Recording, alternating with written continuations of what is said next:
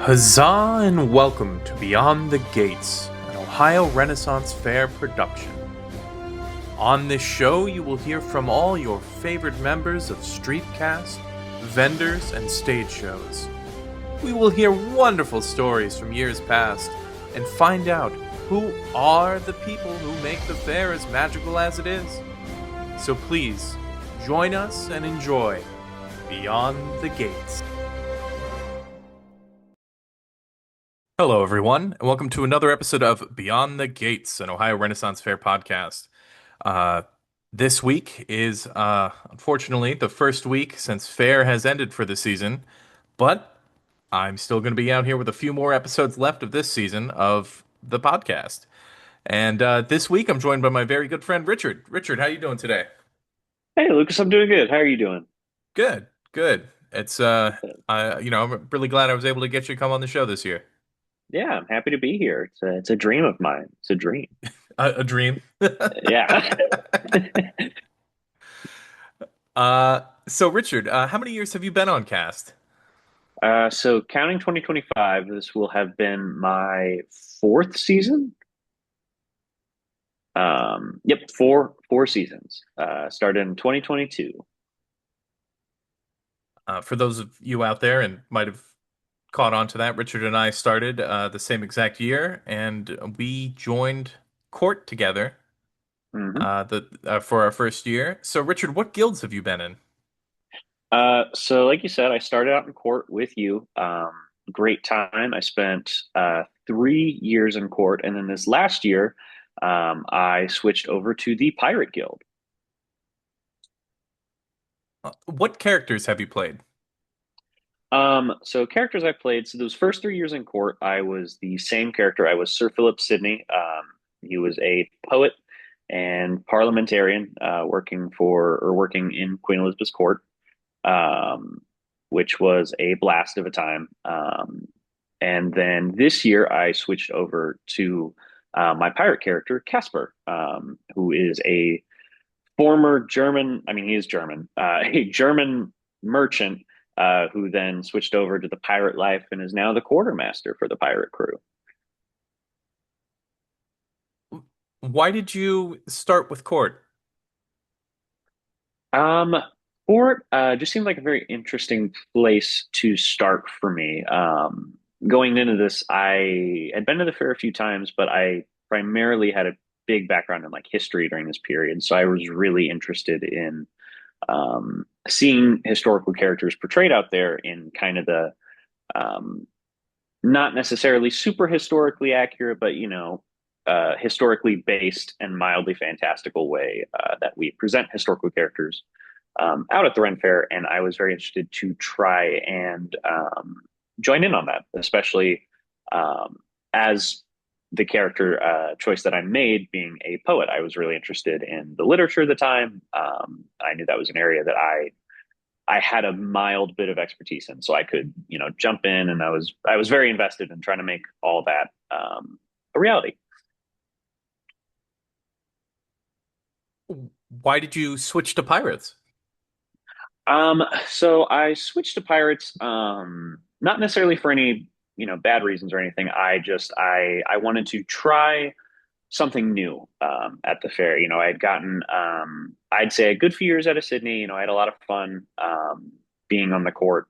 Um, And up to that point, I was very interested in kind of changing things up for myself.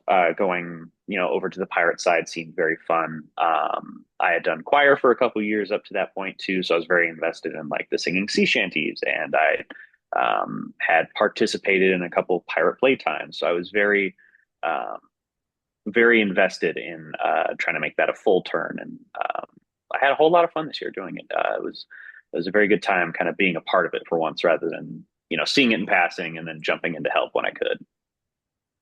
So when you were in court, you played the historical character. Mhm. How did you come up with your character for pirates? So I came up with my character for pirates just through a little bit of digging, again, kind of historically, just with that uh, interest in history I have. I wanted something a little bit grounded in reality. And it all kind of stemmed from a joke I had made where I was referencing an old video at this point of the little German kid who does like the "It's in Fortnite, it's a cola." Yeah. And I jokingly was like, I wonder if there were any German like sailors or pirates at this time. And it was like, there's actually a whole trade confederation of them.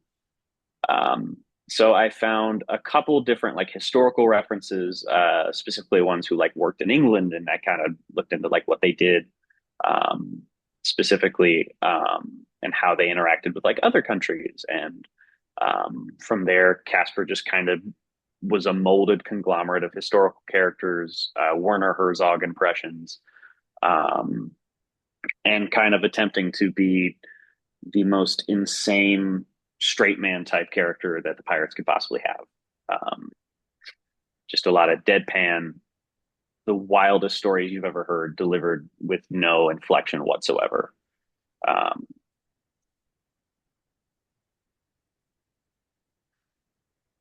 Now, part of your time on court, and don't take this the wrong way. I know that you're you're a very, very busy person.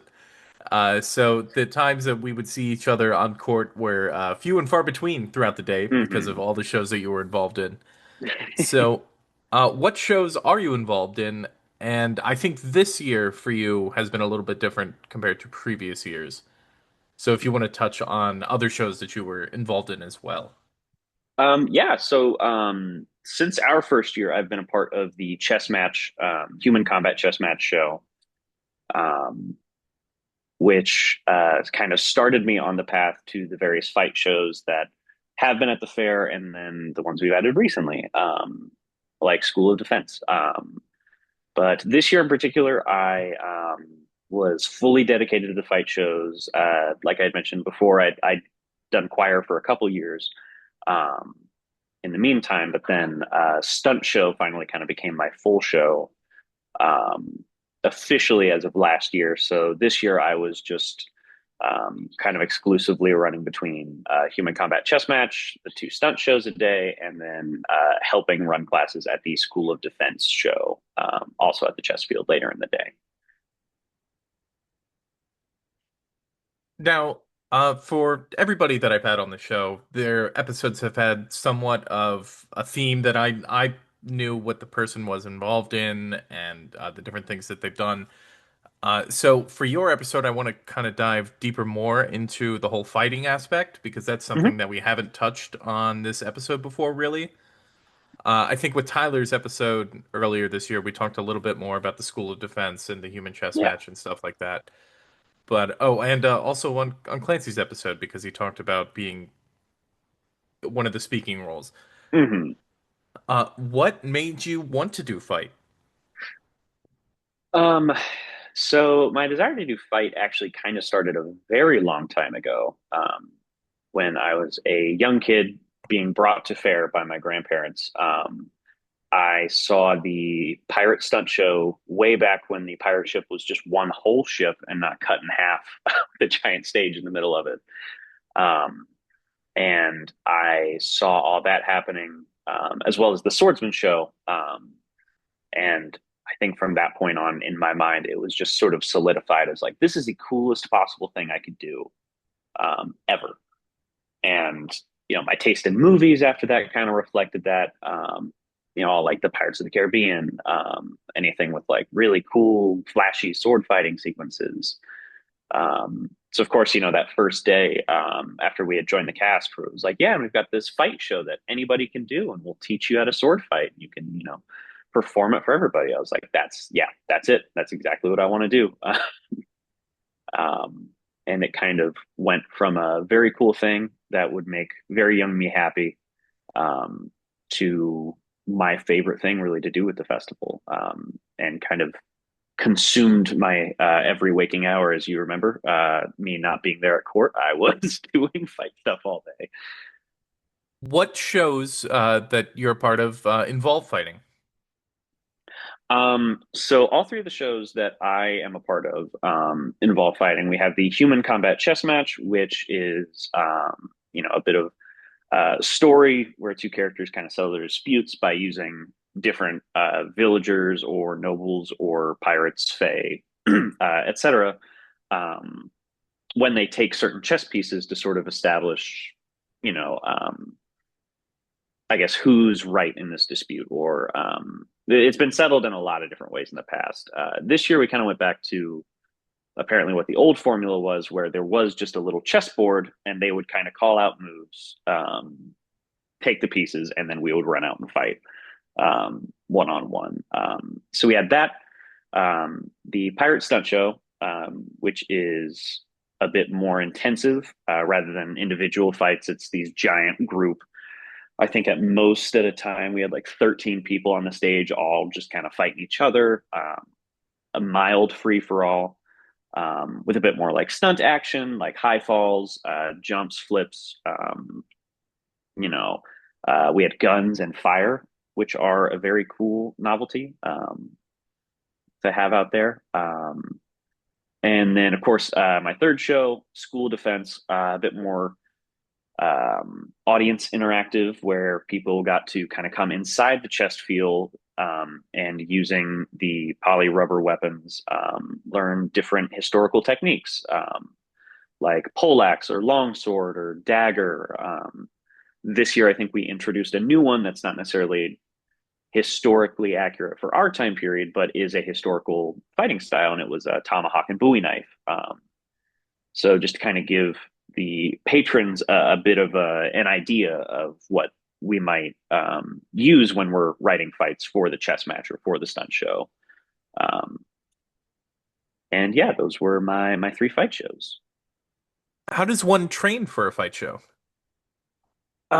So generally speaking, just through the festival, the fight director um, sort of runs a short-term kind of boot camp, I'll call it, where you're kind of taught the basics of the weapon you're using, basic safety things. You learn about very specific things like measure, and kind of the individual measures of each weapon and how far you should be from your opponent, as well as basic moves, cuts, thrusts, things of that nature.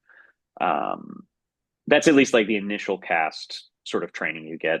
Usually takes a couple weeks. I know as of this year, um, the choreography was kind of up to those in charge of the chess match, so that way new people could kind of focus on like learning the basics of the weapon, rather than just kind of being handed a weapon and going, all right, figure out what to do with it.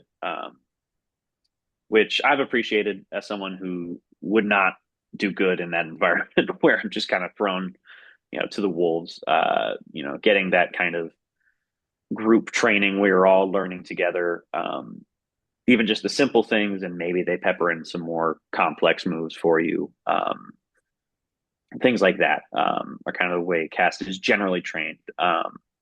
I know there's some of us, myself included, who outside of festival, do like private lessons and private training with maybe more specific weapon styles.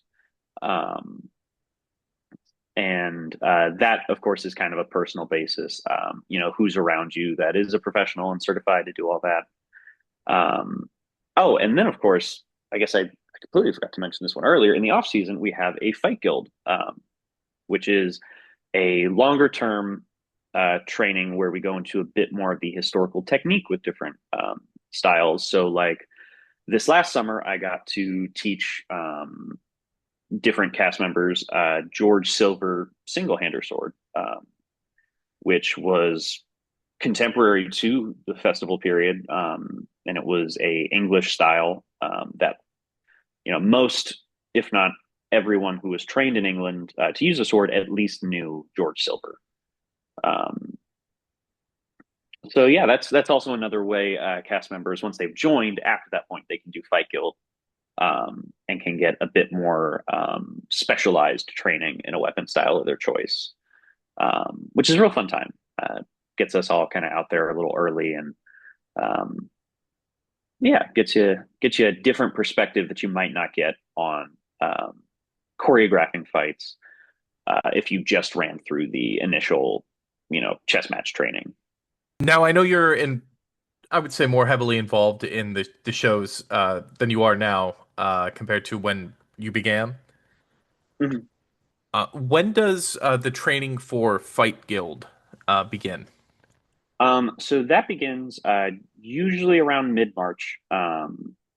The training for at least like the teachers, like I did this year, can start a bit sooner, just to make sure we've got like our lesson plans and everything intact. But usually for everybody as a whole, it starts about mid-March and it runs right up unto the first day of rehearsals in June. I think the week before, or July. I think the week before that is like our last sort of test day, where everyone gets to demonstrate their final choreography and kind of show off what they've learned basically through the whole time. It's sort of an every other Saturday, so it's not like we're running week to week to week again. But you get a little time to study, practice at home, and then come in and start the next lesson. Throughout your time doing the different fight shows, what weapons have you learned? Um, so in my time, the very first weapon style I learned was rapier, and it was just a very simple, basic cuts and thrusts through there. And then I found what I consider my one true love, the long sword. That summer, the very first year they did Fight Guild, I got to do some Italian longsword, which is my favorite weapon style. If you've seen me at chess, there's a 900% chance I'm using it. In fact, I think I've used it ever since I learned it. I don't think I've used a different weapon yet. But moved on to longsword. Um, the year after that, I was still in longsword, but I got to assistant teach in the German style of longsword, so slightly different in the style and tactics and all that of it. Um, and then the following year of Fight Guild, like I said, I got to teach the single hander, um, sort of English style George Silver. And yeah, so I got to do single hander this last year. Um, and in that time, in my personal training, I've also, dabbled in stuff like saber, um, staff, poleaxe, dagger, unarmed, especially with what we use in like stunt show and everything. So kind of a Renaissance picture of you get a sample of everything, but yeah, longsword, single hander have kind of been my home base weapons for Fight Guild specifically. Now, to kind of change the pace here and Yeah. switch things up, since the sad truth is the Ren Fair season for the Ohio Renaissance Fair has ended for this year.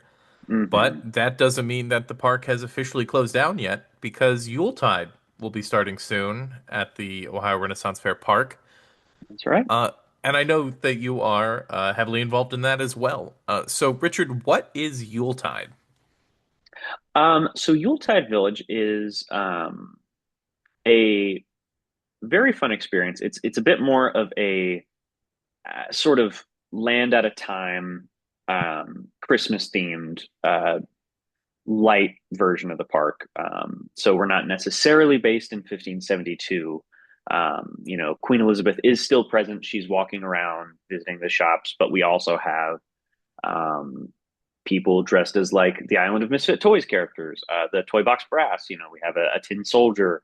I know in years past we've had like a Raggedy Andy. Um, but the main spectacle of the festival, aside from all the wonderful acts that are performing, is they do the entire park up in the most beautiful Christmas lights you've ever seen. I know the joust lanes kind of get turned into this musical light show where the lights correspond to the music that's playing. There's hot chocolate, there's a Santa Claus, there's letters to Santa where kids can, write their Christmas wish list. And we even have kind of our own version of like the pub sing at the end of the night over at the Three Fools. What do you do at the Yuletide Festival? So for the past couple of years, I have been one of the carolers that kind of wanders around the festival grounds and sings Christmas carols.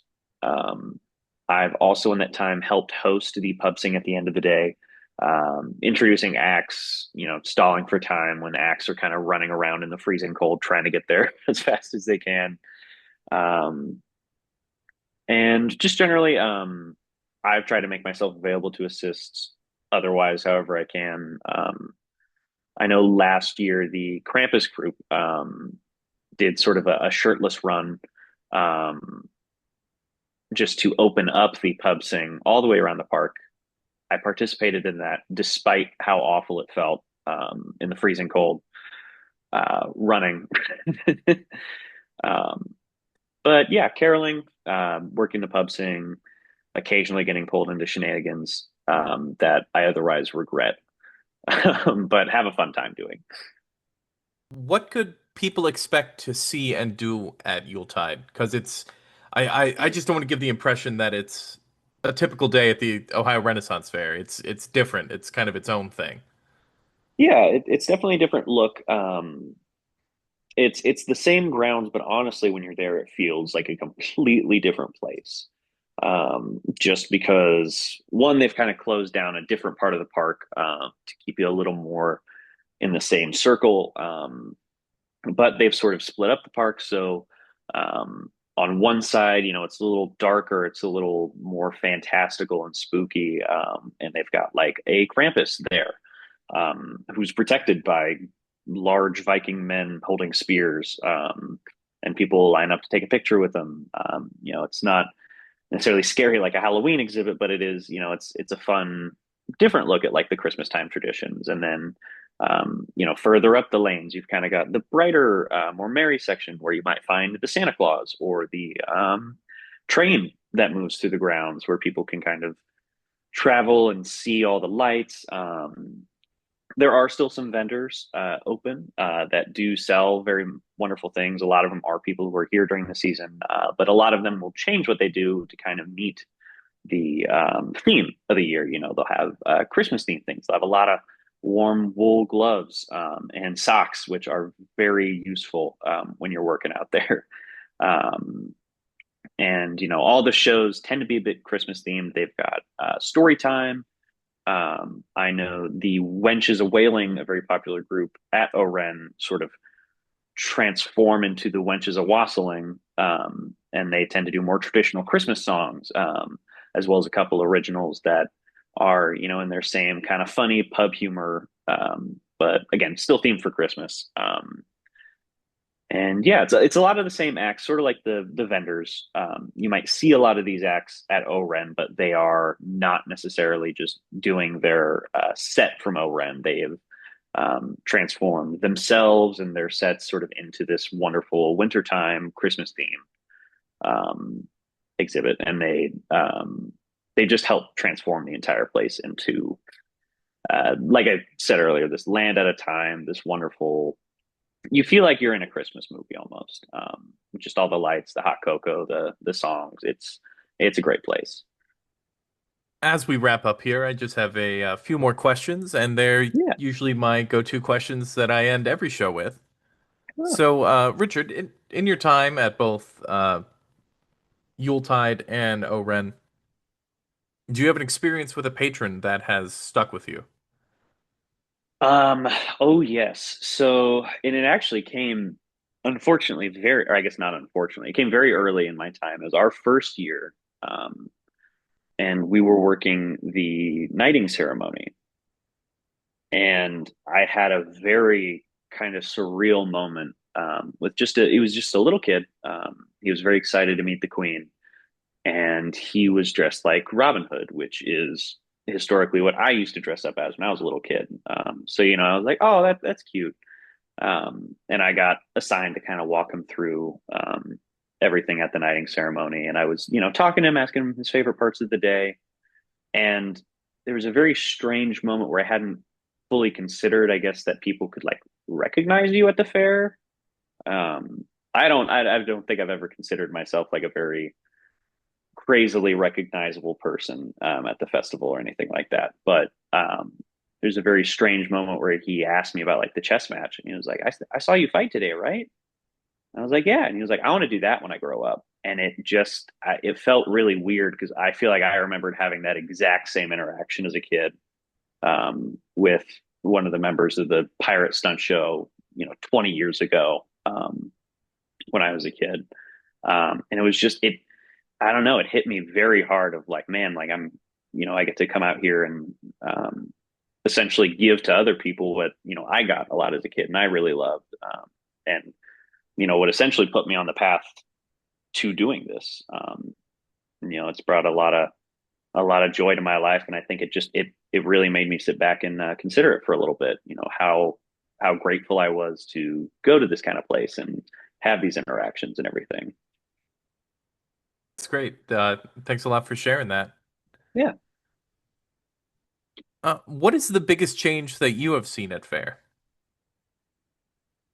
Um, the biggest change that I've seen at Fair has honestly, not to toot my own show's horn or anything, but the growth of the fight reputation and just shows in general at Ren Fair. Even just speaking from a chess perspective, it feels like with all the new things that we've implemented, like the Fight Guild, and the more the cast members get comfortable, doing fights and retaining all that information, it just seems like every year the fight shows have just gotten a little bit better and a little bit better, and there's a bit more diversity in the weapon styles, and there's a lot more people doing fights. I think this year we had a record number of them just for chess alone, where Charlie, who's been there forever, um, was like, yeah, at most sometimes we'd have like 9 fights a day, and this year we are trying to push close to like 20.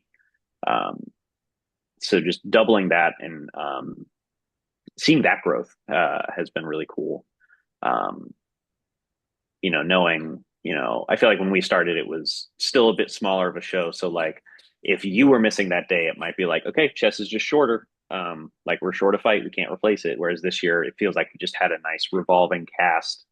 Where like no 2 days were the same, and no two performances were alike in order or who was going up that day. Yeah, that's definitely been the biggest growth that I've gotten to see, kind of firsthand, is just the expansion of those fight shows and cast as a whole kind of getting a little more comfortable in that area. What do you do when you aren't at Fair playing dress up in the woods with your friends?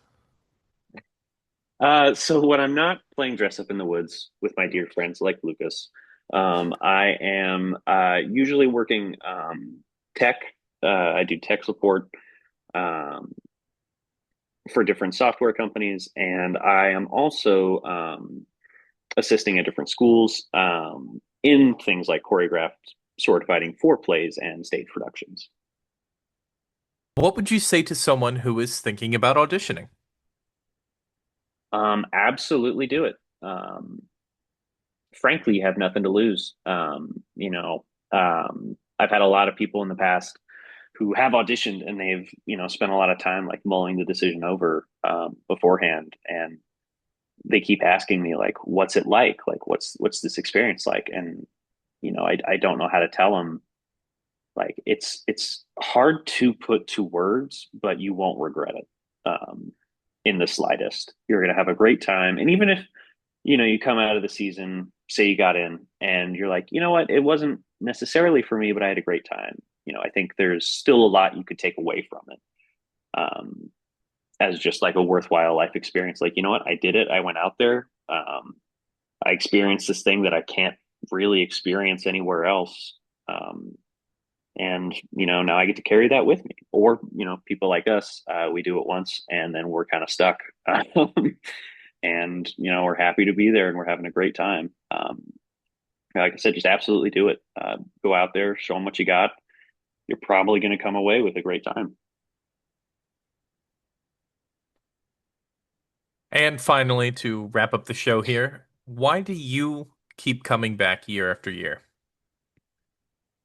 Um, it's just that magic. There's something about it, and Dave talks about it every year, and it seems like everyone else, the longer you're there, the more you kind of buy into it. It's a magical place. It's a great time. you're going to make friends for life. I've been lucky. I met my fiance there. And you're going to have experiences. Like I said before, you're not going to have anywhere else. And every year is a different year, and every year is a good year, in my experience. Um, just getting out there, meeting those people. And, like I said about that kid, I think I go out there with the hope that, at least once a weekend or once a season, I can make that impression on a kid like somebody left on me, 20 years ago. Really just give them something to shoot for, something to look forward to. Um, that kind of keeps me coming back each time. That's wonderful. Thanks so much for coming on and telling your stories. Absolutely, man. Thanks for having me. Yeah, of course. And as always, thank you so much to all of our listeners out there. I really do appreciate it. It's been a big surprise this season for me. I've had the first interactions where people have recognized me when I was out on the streets and found out who my character has been. And but seriously, thank you so much to all the listeners out there. And you can catch us on Apple Podcasts, Spotify, and YouTube. This season of the show has really uh, I don't want to say blown up because it's definitely had significant growth between the last season and this one. So thank you so much, and thank you so much, Richard, for coming on. And as always, huzzah! Huzzah!